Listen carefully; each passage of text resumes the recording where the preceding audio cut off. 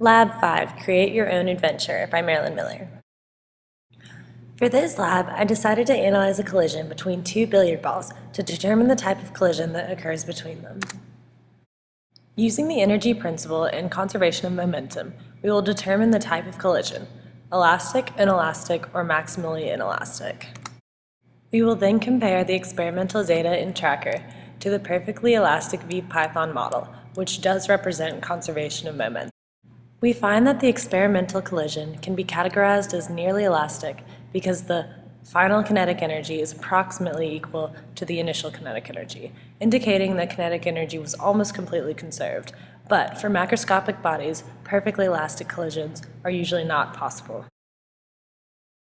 We will be using a point particle system to analyze this model, and we will be working with the momentum and translational kinetic energy.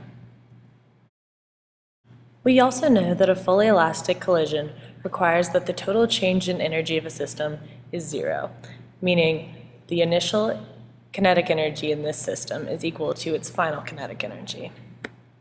However, because this collision is not quite completely elastic, the final kinetic energy is not exactly equal to the initial kinetic energy. The conservation of momentum states that during a collision, the mass and velocity of the first object equal the mass and velocity of the second object if momentum is to be conserved. Because the net force in this system should be zero, the momentum should be conserved. The type of energy involved in this system, which is translational kinetic energy, is found by multiplying 1/2 times the mass of the object times the velocity squared.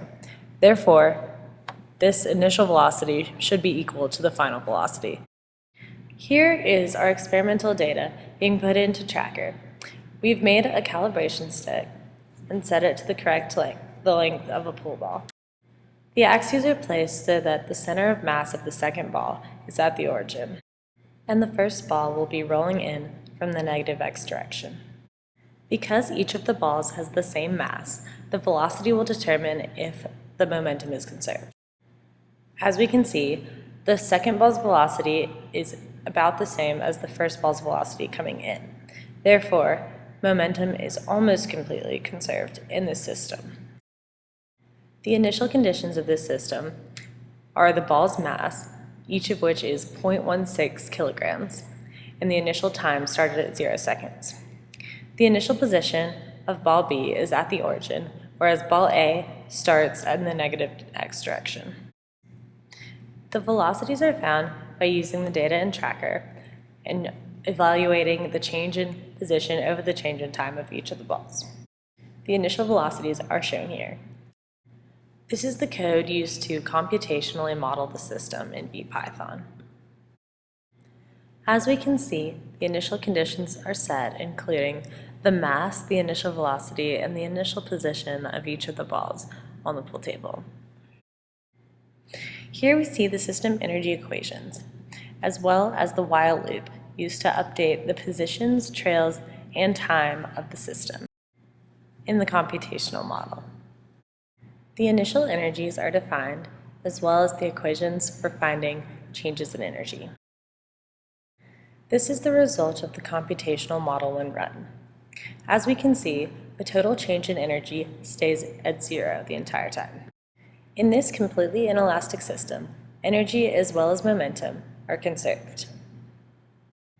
The computational model is idealized, and energy and momentum are both conserved. However, in the experimental model, momentum was not completely conserved, and energy was lost in surround. The minimal difference between the perfectly elastic model and the experimental model were most likely caused by the force of friction and the drag force occurring within the system. This is why no real-world collision can be completely perfectly elastic. Thank you.